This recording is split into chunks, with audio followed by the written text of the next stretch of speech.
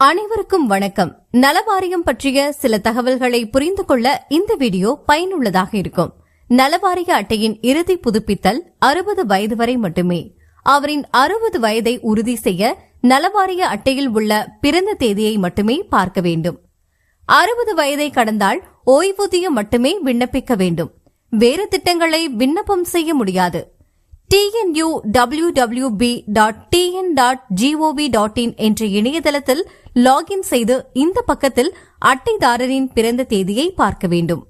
இந்த அட்டையில் 1/1/1966 என்று உள்ளது. அப்படியானால் இதற்கு முன்தின நாள், அதாவது 31/12/2025 வரை புதுப்பித்திருக்க வேண்டும். புதுப்பித்தல் செய்யவில்லை எனில் புதுப்பிக்க வேண்டும். 1/1/2026 பின் புதுப்பித்தல் செய்ய இயலாது.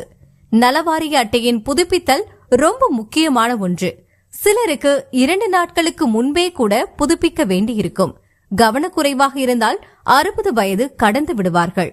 மேற்கொண்டு புதுப்பிக்க இயலாது. புதுப்பித்தல் தவறினால் பென்ஷன் விண்ணப்பம் செய்ய இயலாது. முடிந்தவரை 15 தினங்களுக்கு முன் புதுப்பித்தல் செய்து கொள்வது நல்லது.